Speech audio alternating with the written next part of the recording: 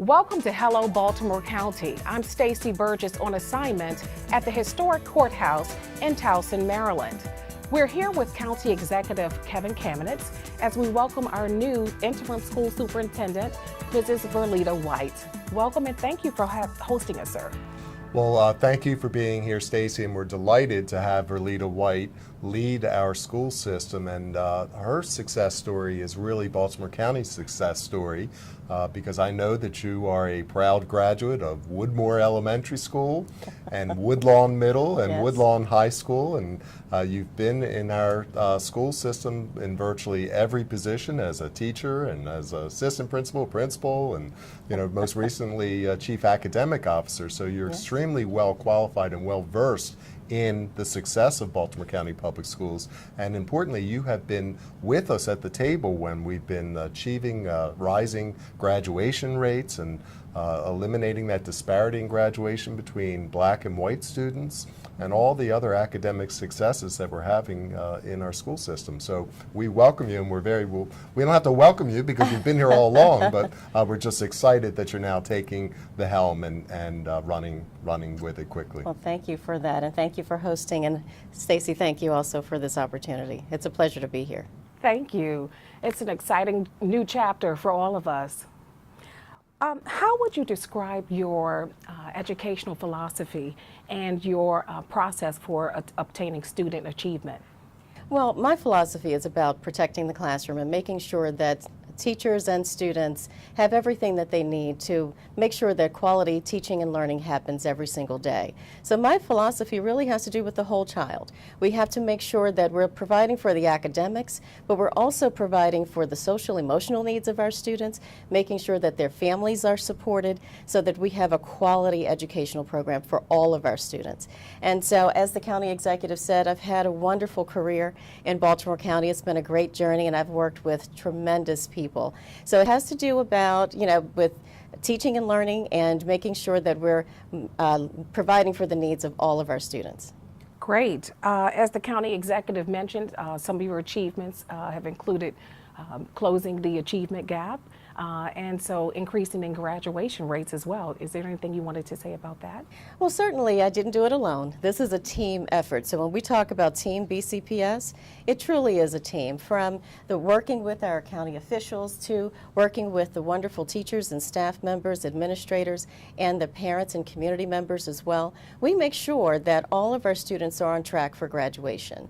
And so we have early indicators that when they're not on track for graduation, then we make sure that we're communicating that to our parents and to our students as well. And then we have programs and processes in place to make sure that we get them back on track. So we have innovative programs. We make sure that they're able to take courses on the weekends, maybe sometimes in the summertime, so that we can accelerate their performance and make sure that they get the credits that they need so that they can walk across that stage and be successful when they do so. Absolutely. Mr. County Executive, education has remained a top priority for you as County Executive. Tell us more about your initiative of Schools for Our Future program. Well, we're really excited. When I took office in 2010, December of 2010, I inherited what I consider to be the twin dilemma of rising enrollment and aging infrastructure. And in fact, 80% of our schools were more than 40 years old. And 90 schools didn't even have air conditioning. So we embarked on this record $1.3 billion investment, 16 new schools, 19 additions and renovations, and we've taken the number of schools without air conditioning from 90 to just 13 this month when we just opened up our, these most recently renovated schools, and we'll continue with the progress until we get the job done.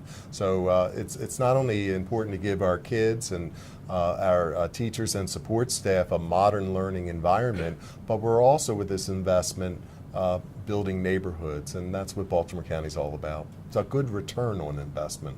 That's remarkable. Mrs. White, what are some of your top priorities for this school year and moving forward?